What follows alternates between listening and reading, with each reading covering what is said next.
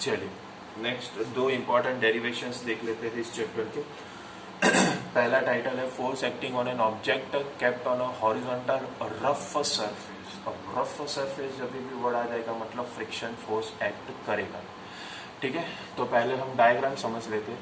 तो ये आपका हॉरिजॉन्टल रफ सरफेस है और इसके ऊपर ये ब्लॉक रखा गया है of mass m। So due to gravity, the force which act in vertically downward direction, that is weight of the block, that is mg. But now this is the force applied on the block, and the direction of force is in this direction, horizontal direction towards the positive x-axis, towards the right side. But so there will be two forces which are known as contact forces. The first contact force which is perpendicular to the surface, ये surface है तो उससे perpendicular. So the force which is the first contact force which is perpendicular to the surface is known as normal force, और यहाँ पर उसको reaction force भी हम कह सकते हैं। ठीक है, सो नॉर्मल फोर्स सरफेस को परपेंडिकुलर होगा और फ्रिक्शन फोर्स हमेशा सरफेस के पैरेलल होगा, and this friction force is known as static friction force. Static friction force always oppose the motion of an object. तो कहने से motion is towards the right side, तो friction force oppose the motion will be towards the left side, and that will be in between the block and the surface. तो this black arrow represent static friction force which oppose the motion of a body. All of you understood this diagram? Yes or no? तो we can proceed with the quantities. ये जो भी मैंने quantities आपको बताए वो कौन कौन से थे, तो देखो m जो है वो mass of object है, तो weight हो जाएगा m into g, तो weight of an object is mg.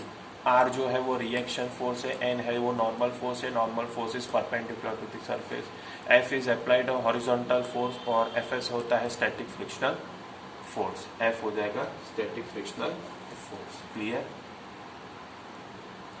चलिए, तो for equilibrium condition that is summation of f equals to 0। अब समेशन ऑफ f 0 कब होगा? जब जितने भी फोर्सेस इस ऑब्जेक्ट पर एक्ट हो रहे वो सबको बैलेंस कर देगा। तो आप देखो पहले हम हॉरिजॉन्टल डायरेक्शन में लेते हैं, तो ये फोर्स जो है वो पॉजिटिव एक्स एक्सिस पे जा रहा है तो पॉजिटिव, और static friction force negative x axis पे जा रहा है तो नेगेटिव। तो जितने भी फोर्सेस एक्ट होंगे उनका समेशन 0 होगा for equilibrium condition. So summation of forces acting along the x-axis should be 0 for horizontal direction. तो cos f minus fs equals to 0. To change this side, तो f applied force should be balanced to static friction force, equation number 1. Now we'll solve for vertical motion. तो normal force positive y-axis में, weight negative y-axis में, तो normal positive, weight negative, that will be equals to 0. तो normal equals to weight. अब हमने आगे define कर लिया है कि what is static friction force.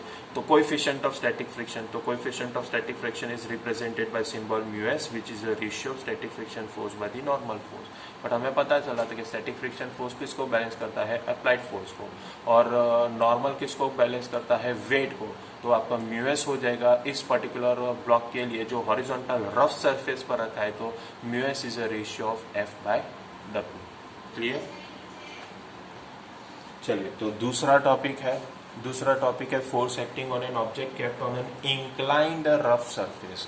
तो देखिए अभी ये सरफेस है हमारे पास जो इंक्लाइंड है, making an angle theta with respect to horizontal, और ये ब्लॉक है जिसके मास m है। बराबर, तो ग्रेविटी तो अपना काम हमेशा वर्टिकल डाउनवर्ड ही करेगा, तो this vertically downward force is known as mg। तो now this mg is inclined by an angle theta. अगर ये थीटा है तो ये भी थीटा हो जाएगा। तो mg का एंगल से कंपोनेंट लो, एंगल से, तो एंगल से कंपोनेंट तो कॉस हो जाएगा, और कॉस को परपेंडिकुलर साइन हो जाएगा, तो this will be mg sine theta. ठीक है, फिर आप देखो तो ये सरफेस है, मैंने आपको बताया था सरफेस के परपेंडिकुलर कौन होगा, या तो अभी आप देखो को नॉर्म वेट को हमेशा अपोज करता है रिएक्शन। उस टाइम तो क्या था ऊपर के केस में, हॉरिजॉन्टल के सरफेस के केस में, हॉरिजॉन्टल सरफेस होने की वजह से वेट नॉर्मल और रिएक्शन दोनों को एक साथ बैलेंस कर देता है। लेकिन अब ये सरफेस टिल्ट हो गया तो वेट को हमेशा बैलेंस करेगा रिएक्शन फोर्स, लेकिन नॉर्मल फोर्स जो होता है वो तो सरफेस से हमेशा परपेंडिकुलर होगा। तो सरफेस ये है आपका, ये सरफेस है तो सरफेस से परपेंडिकुलर ये नॉर्मल हो गया। आई बात समझ में? सो यहाँ पर नॉर्मल जो है वो रिएक्शन का एक कंपोनेंट है, जैसे mg cos थीटा mg का कंपोनेंट हुआ ना, वैसे ये नॉर्मल रिएक्शन का एक कंपोनेंट बन गया। अब ये नॉर्मल mg cos थीटा को बैलेंस करेगा। ठीक है, फिर ये जो ब्लॉक है वो स्लाइड होगा नीचे, तो एम जी साइन थीटा के वजह से ही ये ब्लॉक नीचे जाएगा. Which component of weight is responsible for the motion of block? तो correct answer is M G sine theta.